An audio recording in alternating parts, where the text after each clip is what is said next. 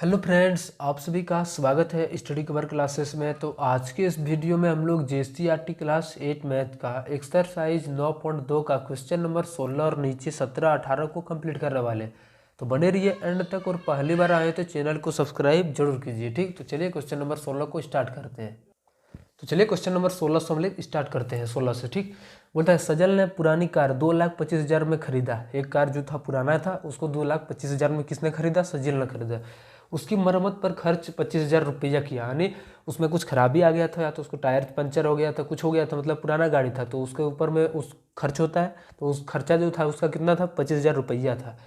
यदि उसने इसे 2,75,000 में बेच दिया, यानी उसको लगा कि ये गाड़ी हमारे लिए कंफर्टेबल नहीं है, तो फिर क्या किया? उसको बेच दिया। ठीक, तो बोलता है प्रतिशत लाभ ज्ञात कीजिए, यानी उसको क्या हो रहा है? लाभ हो रहा है, पहले से ही बोल रहा है। अब बोलता है कितना प्रतिशत उसको लाभ हो गया, वही निकालना है। ठीक, तो चलिए सबसे पहले हम लोग देखते हैं कि लाभ में कितना, रुपया में कितना लाभ होगा। तो चलिए रुपया का बात कर रहे हैं, तो रुपया का बात पहले करते हैं। तो सबसे पहले हम लोग क्या करेंगे? क्रय मूल्य निकालते हैं। क्रय मूल्य, तो इसका क्रय मूल्य टोटल कितना हो जाएगा? पहले खरीदा था 2,25,000 रुपया में, ठीक, प्लस का खर्च, खर्च इसमें किया तो वो भी तो आपका क्रय मूल्य में ही जुड़ जाएगा। ठीक, मालिक का तो खर्चा ही लग गया, 2,25,000 और प्लस का कितना? 25,000 इधर और। जब इनको जोड़ देंगे तो हमारा कितना आ जाएगा? 2,50,000। ठीक, यानी 2.5 लाख में एक टोटल एक कार खरीदा। ठीक, अब उसको बेचने में क्या बेचा? 2,75,000 में इसको बेच दिया, तो उसको कितना लाभ हुआ? तो लाभ बराबर हमारा क्या होता है? फायदा जो हुआ, तो इसको पहले से हम लोग लाभ होता है, तो क्या हो जाएगा? इसका लाभ बराबर विक्रय मूल्य माइनस क्रय मूल्य। तो विक्रय मूल्य कितना बेचा? कितना में? 2,75,000 में, माइनस क्रय मूल्य। क्रय मूल्य कितना खरीदा था? टोटल इसका जो खर्च आया था वो कितना? 2,50,000। अब इसको घटा देंगे तो कितना बचेगा? 2,75,000 में से 2,50,000 घट जाएगा, तो हमारा कितना बच जाएगा? सिर्फ 25,000, सॉरी, यहाँ पे 25,000 रुपया बच जाएगा। ठीक, जीरो में से जीरो जाएगा, फिर यहाँ डबल मतलब डबल जीरो जीरो। अब यहाँ से 5 में जीरो जाएगा तो 5 बचेगा, 7 में से 5, 7 में से 2 जाएगा तो हमारा 5 जाएगा, तो 7 में से यहाँ पे 5 जाएगा। ठीक, तो 2 बचेगा, और 2 में 2 गया हमारा जीरो, यानी इसको 25,000 प्रॉफिट हो रहा है। ठीक, यानी इसको लाभ हो रहा है कितना? 25,000।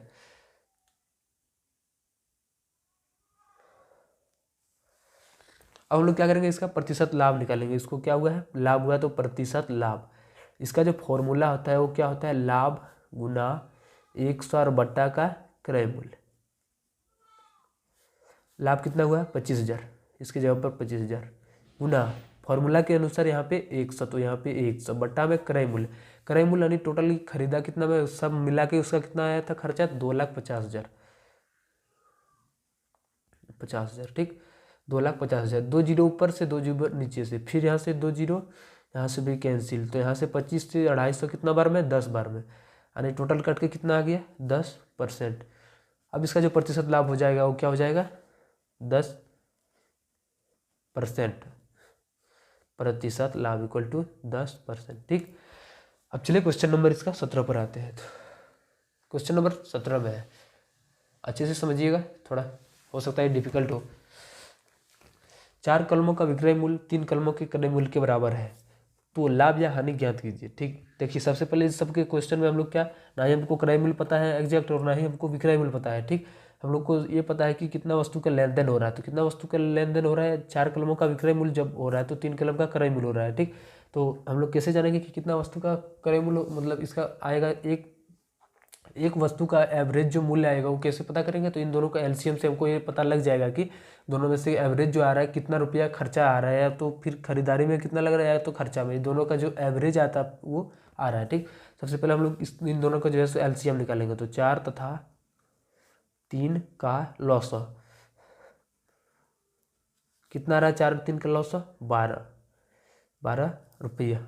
ठीक, मान लेते हैं एवरेज में, या तो ये बेच रहा है या तो ये खरीद रहा है, दोनों मिला के हमारा एवरेज जो आ रहा है वो 12 रुपया आ रहा है। ठीक, तो हम लोग यहाँ से क्या करेंगे?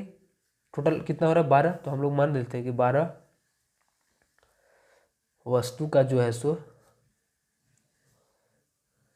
क्रय मूल्य 100 रुपया है। ठीक, एक बात यहाँ पे दिया हुआ है उसको भी लिख लेना है पहले यहाँ। ठीक, 4 कलमों का विक्रय मूल्य 4 कलमों का विक्रय मूल्य इक्वल टू 3 कलमों का क्रय मूल्य, कलमों का क्रय मूल्य। ठीक, इस साथ में दिया हुआ है इसको। चलिए सबसे पहले हम लोग क्या करेंगे, पहले क्रय मूल्य, 3 कलमों का क्रय मूल्य हम लोग सबसे पहले खरीदेंगे, उसके बाद हम लोग बेचेंगे। तो हम लोग क्या मान लेते हैं, तो 3 कलमों का क्रय मूल्य, प्रतिशत का बात हो रहा है तो हम लोग मान लेते हैं कि रुपया में 100 है। ठीक, यहाँ पे माना लिख सकते हैं आप। ठीक, माना 3 कलमों का जो क्रय मूल्य है वो कितना है, 100। तो यहाँ से 1 कलमों का क्रय मूल्य कितना हो जाएगा, ये 3 को उधर भागना पड़ेगा तभी तो यहाँ 1 बचेगा। ठीक, ये 3 को जब उधर भागना पड़ेगा तो 100/3 रुपया में आ गया। ठीक, ये क्या आपका आएगा, क्रय मूल्य आ गया। ठीक, अब ऐसे ही हमारे पास कितना टोटल वस्तु है, तो 12 वस्तु है। ठीक, तो 12 वस्तु का क्रय मूल्य कितना हो जाएगा, यहाँ से 12 कलमों का क्रय मूल्य, 12 से इधर गुना तो इधर से भी 12 गुना, 12 में 1 से गुना करें तो इसको कोई फर्क नहीं पड़ा, लेकिन इधर से 12 से 100/3 में गुना करेंगे तो इधर फर्क पड़ेगा, 3 से 4 बार में। अब 4 को जब सोजा सूजी गुना करेंगे 100 और 4 को, तो 400 हो जाएगा। 400 रुपया इसका क्या निकल गया, क्रय मूल्य। ठीक, अब ऐसे ही करके हम लोग क्या करेंगे, विक्रय मूल्य निकालेंगे। वहाँ पे भी हम लोग मान लेंगे कि इसका कलम का विक्रय मूल्य जो था कितना आया था, 100 रुपया में आया था। तो वहाँ पे तो हमारा क्या था, विक्रय मूल्य। ठीक, अब हम लोग का क्या करना है, यहाँ पे विक्रय मूल्य निकालते हैं। कैसे, क्योंकि वहाँ पे दिया हुआ था कि 4 कलमों का विक्रय मूल्य जो दिया हुआ है वो 3 कलमों के क्रय मूल्य के बराबर में है। ठीक, तो हम वहाँ पे हमारा जो है सो 3 कलमों का जो क्रय मूल्य आया वो हमारा कितना आया, मान रहे थे कितना, 100 रुपया। ठीक, तो चलिए इसके बराबर में इसको भी कर देते हैं। यहाँ से भी हमारा 4 कलमों का, ये जो तीनों है 4 कलमों का विक्रय मूल्य और 3 कलमों का विक्रय मूल्य और बराबर 100, तीनों क्या है, आपस में सेम है। तो हम क्या करते हैं, इन दोनों को हम एक साथ में ले लेते हैं, 4 कलमों का विक्रय मूल्य और यहाँ पे 100 रुपया, इसको साथ में ले लेते हैं। ठीक, क्योंकि 3 कलमों का जो विक्रय मूल्य था वो हमारा वहाँ पे आ चुका था। ठीक, अब हम लोग यहाँ से ले लेते हैं। अब यहाँ से 4 कलमों का विक्रय मूल्य जो आएगा वो कितना आएगा, यहाँ से 100 रुपया, हम लोग यहाँ से 1 कलम का निकालेंगे, कितना जाएगा, 100/4। ठीक, कितना बार में कटेगा ये, 25 बार में, 25 रुपया। तो वैसे हमारा कितना कलम है टोटल,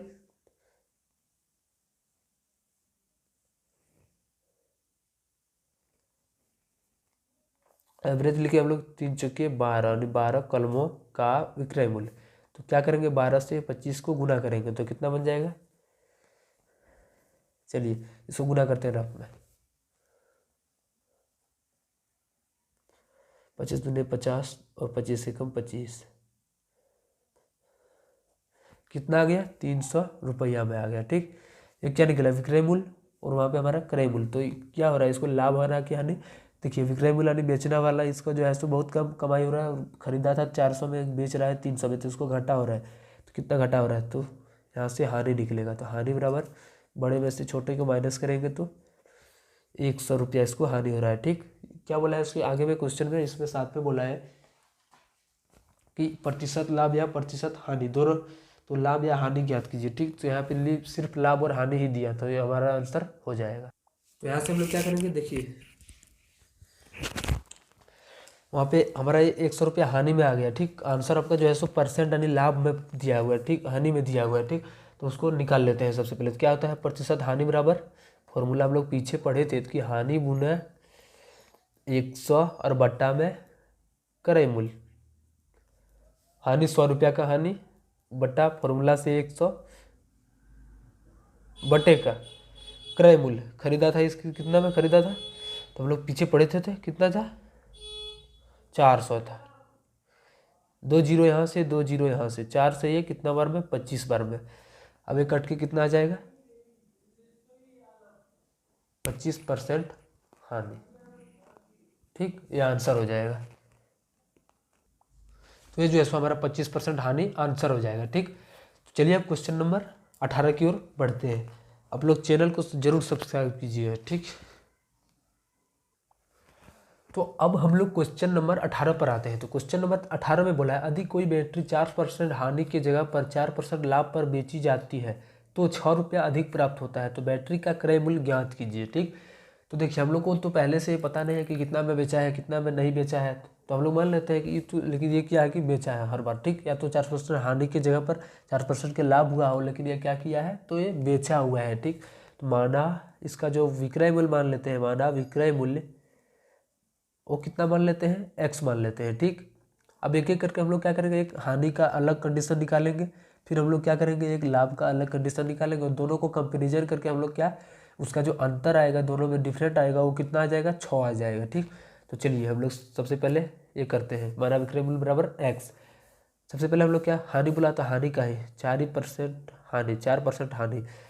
देखिए टोटल परसेंटेज हमारा कितना का होता है, 100% होता है। ठीक, उसमें से आपका बढ़ने बोले तो आप बढ़ सकते हैं, लेकिन घटने बोला तो 100 में से 4% घट गया तो कितना हो जाएगा इसका परसेंटेज, 96% में आ जाएगा। तो देखिए 4% हानि की जगह पर हमारा तो कितना हो जाएगा, एक्स का 96%। तो 96% कितना हो जाएगा, एक्स का, एक्स गुना 96 और परसेंट हटेगा तो हमारा ये बट्टे में 100 आएगा। तो 96 एक्स और बट्टे में 100, ये मान लेते हैं कब का विक्रय मूल्य है, जब उसको हानि होता है। ठीक, उस समय का ये विक्रय मूल्य है।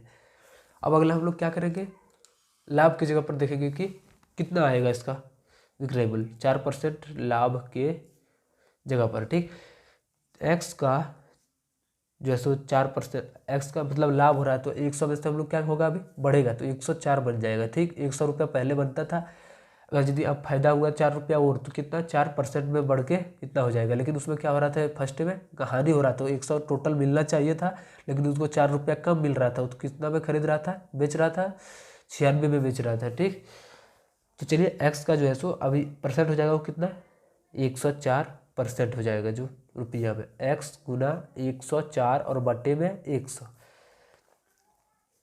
टोटल मेरा आ गया 104 एक्स बट्टा 100। एक क्या हुआ, विक्रय मूल्य।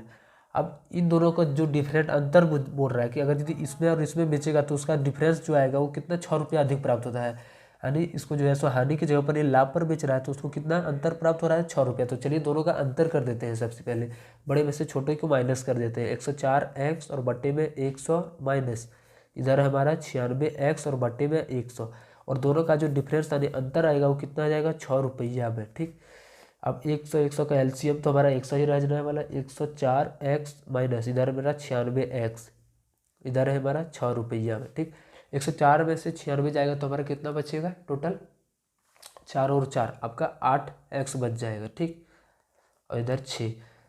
अब क्या कर सकते हैं, इसको कटा सकते हैं, 2 से 4 बार में, 2 से ये 3 बार में, तो हमारा क्या यहाँ पे बचेगा, 4 एक्स बट्टा में 100 और बट्टा 3, 4 से इसको भी कैंसिल कर सकते हैं, तो 25 बार में कैंसिल हो गया। हमारा टोटल जो यहाँ पे बचा है एक्स बट्टा 25 और बराबर में 3।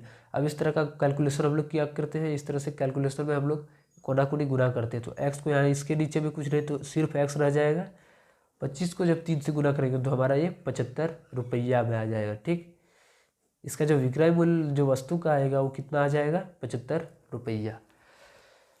अब मिलते हैं किसी नेक्स्ट वीडियो में, इसका अगला क्वेश्चन जो बच गया है 19, 20 और 21, ठीक, उसको भी जो है सो अगला वीडियो में कंप्लीट कर देंगे। तब तक के लिए चैनल को सब्सक्राइब कीजिए और दोस्तों को भी शेयर कीजिए। ठीक, आप लोग शेयर और सब्सक्राइब में बहुत कंजूसी कर रहे हैं, आप लोग जरूर से जरूर दोस्तों को शेयर कीजिए। चलिए मिलते हैं किसी नेक्स्ट वीडियो में।